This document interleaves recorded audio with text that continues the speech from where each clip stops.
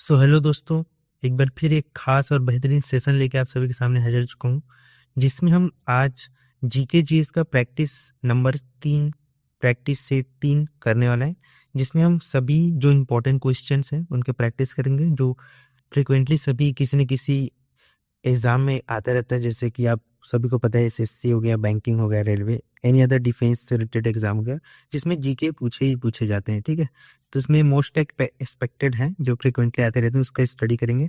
तो आइए हम प्रैक्टिस से 3 नंबर स्टार्ट करते हैं। तो आपका पहला क्वेश्चन देख लेते हैं। तो पहला क्वेश्चन क्या है? 7 से 9 जनवरी को प्रवासी भारतीय दिवस के रूप में मनाए जाने का कारण निम्नलिखित में से कौन सा है? तो इसका मेन रीजन क्या हो जाएगा? महात्मा गांधी का दक्षिण अफ्रीका से भारत आने के आगमन। ठीक है, महात्मा गांधी जब दक्षिण अफ्रीका से भारत आए वापस, तो प्रवासी दिवस के रूप में इस दिवस को माना जाता है। ठीक है, दूसरा क्वेश्चन देख लेते हैं। दूसरा क्वेश्चन, एनी बिसेंट के अतिरिक्त किसने भारत को होम रूल आंदोलन शुरू किया? जो एनी बिसेंट है, उनके अलावा भारत में होम रूल आंदोलन किसने शुरू किया? तो किसने शुरू किया? What is the right answer? Bal Gangadhar Tilak is the right answer of this question. Okay, तीसरा क्वेश्चन देख लेंगे। तो आप सभी के सामने, निम्नलिखित में से विभिन्न राज्यों का वह समूह कौन सा था जो बाद में आधुनिक राजस्थान बना? तो आधुनिक राजस्थान कौन सा समूह बना, इसके बारे में पूछा गया है। तो इसका राइट आंसर आपका बी हो जाएगा, मत्स्य यूनियन। ठीक है, मत्स्य यूनियन है, और ये फ्रिक्वेंटली आते रहता है किसी न किसी एग्जाम में, आप देखेंगे, फ्रेम हुआ होगा आप सभी को। तो चौथा क्वेश्चन देख लेंगे। भारतीय राष्ट्रीय कांग्रेस के पहले अध्यक्ष कौन थे? जो भारतीय राष्ट्रीय कांग्रेस के पहले अध्यक्ष कौन थे, ये तो आप सबको पता है, बहुत ज्यादा इंपॉर्टेंट क्वेश्चन ही है जो फ्रिक्वेंटली आता रहता है, और इसका राइट आंसर हो जाएगा उमेश चंद्र बनर्जी। तो मेरे साथ आप लोग प्रैक्टिस करते रहें, क्वेश्चन हल करते रहें। ठीक है, और जितना होता है अपने आप को मार्क देने की कोशिश करें, मार्क्स, कि आप कितना सही कितना गलत कर पा रहे हैं। पांचवा क्वेश्चन, सिकंदर के आक्रमण के समय कौन सा वंश राज्य कर रहा था? जो सिकंदर था, उसके आक्रमण के समय भारत में कौन सा राज्य राजवंश शासन कर रहा था, पूछा गया है ना। तो क्वेश्चन के लैंग्वेज को समझिए और इसका राइट आंसर दीजिए। तो इसका राइट आंसर हो जाएगा नंदवंश। ओके, नंदवंश उस समय शासन कर रहा था।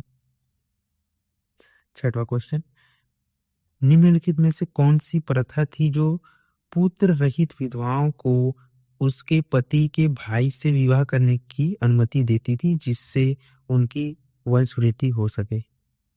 तो ये काफी इंपॉर्टेंट है। काफी बार मैं जब एग्जाम दिलाया करता था, अटेंड करता था, तो मैं देखा हूँ इस क्वेश्चन को फ्रेम होते हुए। तो बहुत इंपॉर्टेंट क्वेश्चन है, और इसको किसके द्वारा बंद किया गया था वो भी आप मुझे कमेंट में बताएंगे। तो इसका राइट आंसर हो जाएगा B is the right answer of this question, नियोग। ठीक है, नियोग प्रथा बोला जाता था। सातवां क्वेश्चन, ऋग्वेद। ठीक है, ऋग्वेद किस युग में लिखा गया था? काफी इंपॉर्टेंट क्वेश्चन। जो ऋग्वेद है आपका, वो उसे किस युग में लिखा गया था, ये पूछा गया आपका क्वेश्चन। तो किस युग में लिखा गया था, बताइए, किस युग में लिखा गया था? तो इसको आपका लौह युग में लिखा गया था। ओके, देख लेंगे।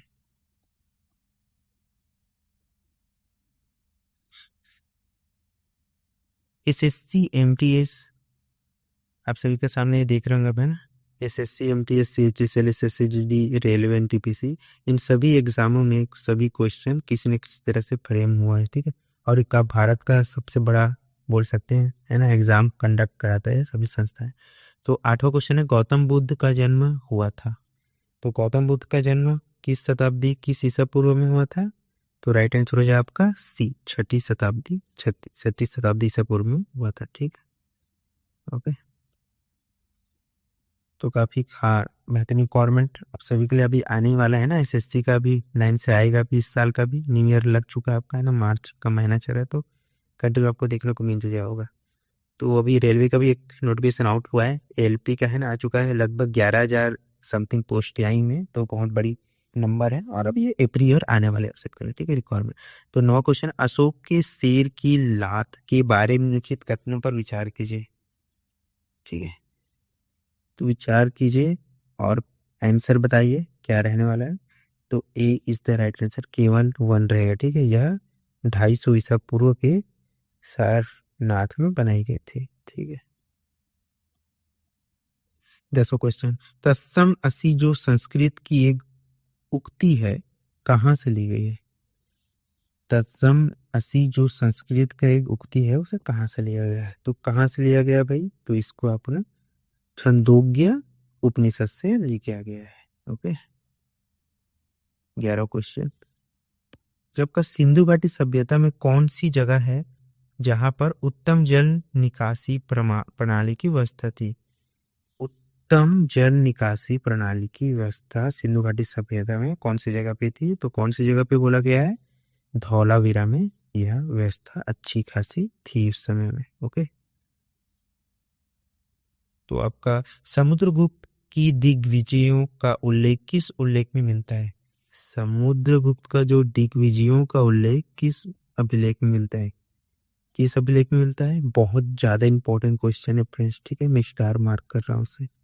ओके, बहुत ज्यादा इंपॉर्टेंट क्वेश्चन है। तो क्या रहेगा? B is the right answer, Allahabad स्तंभ अभिलेख। ठीक है, इलाहाबाद स्तंभ अभिलेख में मिला है। 13वां क्वेश्चन देख लेंगे, भारत के अधिकतर लौह अयस्क का उत्पादन किन 5 राज्यों द्वारा किया जाता है? इसमें तो आपको सोचने की जरूरत है ही नहीं दोस्तों, है ना। बहुत ही इंपॉर्टेंट क्वेश्चन है और इजी क्वेश्चन बोल सकता हूँ आपसे के लिए जो आया है भूगोल का आपका।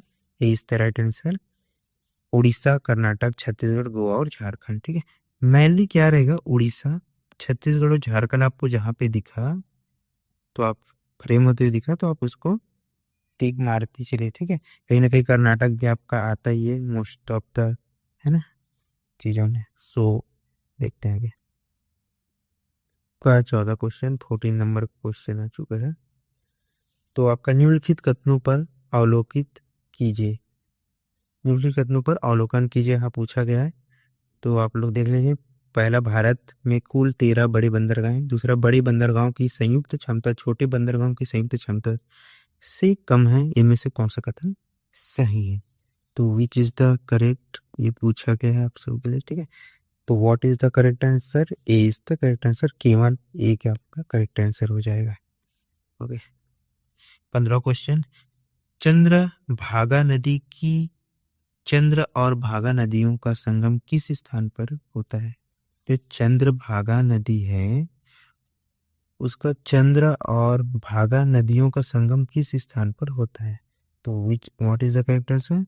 लाहौल स्पीति। ओके, लाहौल स्पीति में होता है। 16 क्वेश्चन जो आप सब लाया हुआ है ना, देख लीजिए, नीचे दिए गए विकल्पों पर विचार कीजिए। तो नीचे दिए गए विकल्प पर विचार करने के लिए पूछा गया है, तो इसका राइट आंसर क्या हो जाएगा?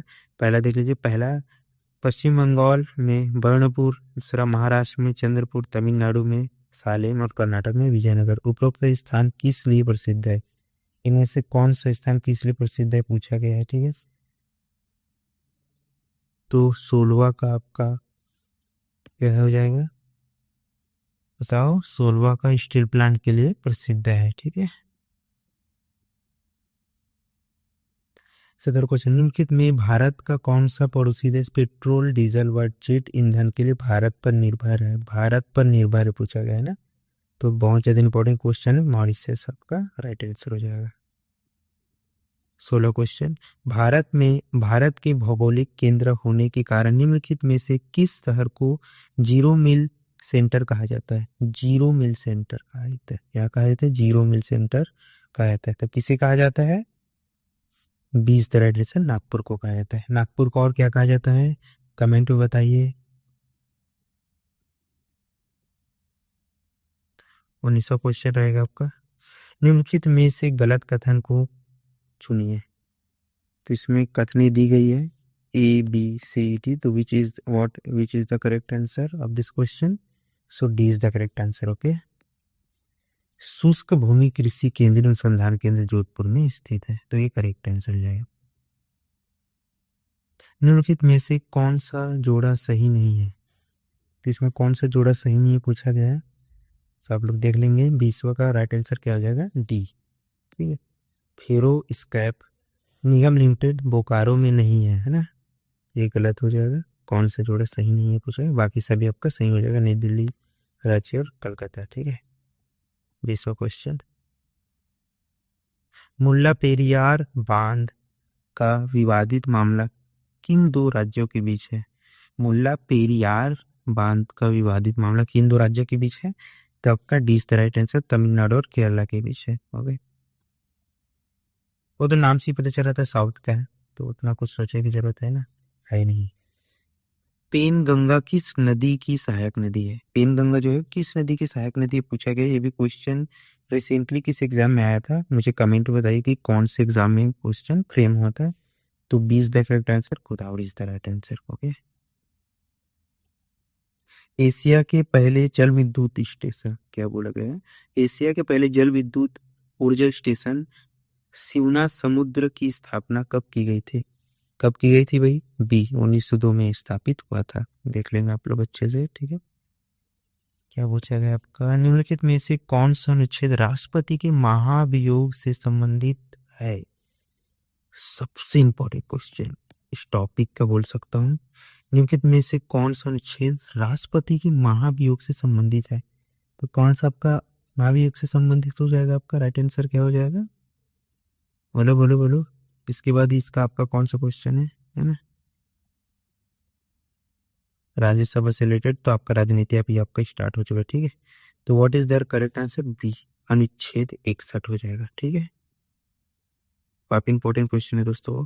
राज्यसभा में सीटों का आवंटन संविधान की किस अनुसूची में है?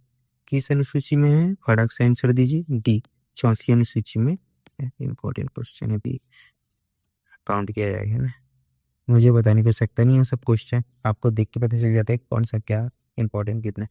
उपराष्ट्रपति को किन चुनावी कॉलेज, क्या पूछा गया है? उपराष्ट्रपति को जिन चुनावी कॉलेज द्वारा निर्वाचित किया जाता है जिसमें खालिस्तान के वोट शामिल होते हैं, तो what is the right answer? A केवल संसद के सदस्य। भारत के संविधान में संवैधानिक उपचारों का अधिकार है जो नागरिकों को उनके अधिकारों के लिए किसी भी व्यक्ति जहां तक कि सरकार के खिलाफ खड़े होने का अधिकार देता है। ये कौन सा अनुच्छेद है इतना पावरफुल? तो आपको पता होना चाहिए, मोस्ट इम्पोर्टेंट क्वेश्चन है भी, बी अधिकार। ठीक है, article 32 is the right answer of this question. जो जो स्टार मार्क वगैरह कर रहा हूँ आप लोग उसको अच्छे से पढ़ाई कर लेंगे, पढ़ लेंगे, रट लेंगे भाई। ठीक है, निम्नलिखित में से कौन से न्यायाधीश पीआईएल लागू करने के लिए जाना जाता है? सबसे पहले मुझे पीआई और एल का फुल फॉर्म कमेंट में चाहिए भाई। ठीक है, और इसका राइट आंसर क्या हो जाएगा? B is the right answer, justice PN Bhagwati is the right answer. 29वां, राष्ट्रपति द्वारा जारी किए गए अध्यादेश की अधिकतम कीमत क्या हो? क्या पूछा गया है? राष्ट्रपति द्वारा जारी किया गया अध्यादेश की अधिकतम समय सीमा पूछा गया। इसमें टाइपिंग थोड़े एरर है तो आप लोग देख लेंगे क्या रहेगा इसका आंसर। 29वां 20 तक 7.5 मंथ रहेगा। ठीक है, ये भी इंपॉर्टेंट क्वेश्चन आप लोग स्टार मार्क कर लो भाई। 30वां, भारत धर्मनिरपेक्ष राज्य है, यह मुख्य रूप से किसमें दर्ज है? ये जो कथन है ये भाई साहब किस में मेंशन किया गया है? प्रस्तावना में। ए इज द राइट आंसर, प्रस्तावना में इसका मेंशन किया गया, उल्लेख मिलता है। सुप्रीम कोर्ट की मुख्य न्यायाधीश द्वारा किसे हटाया जा सकता है?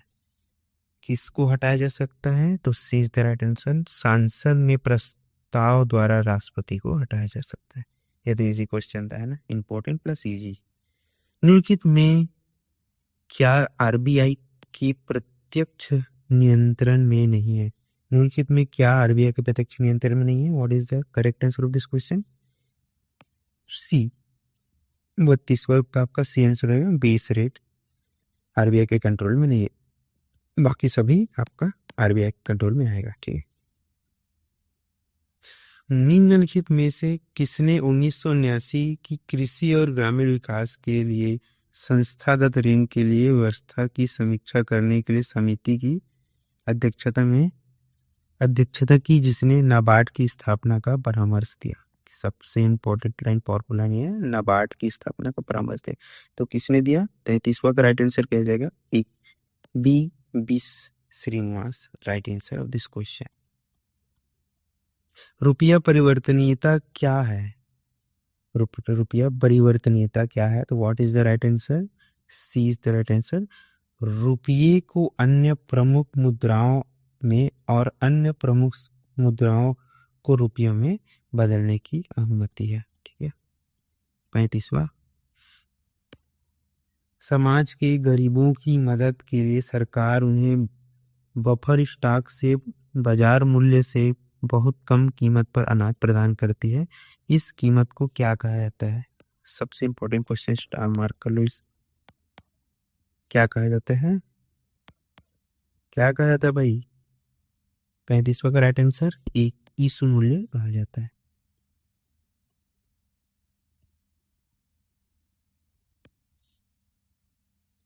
फेरा की जगह फेमा ने कब ली?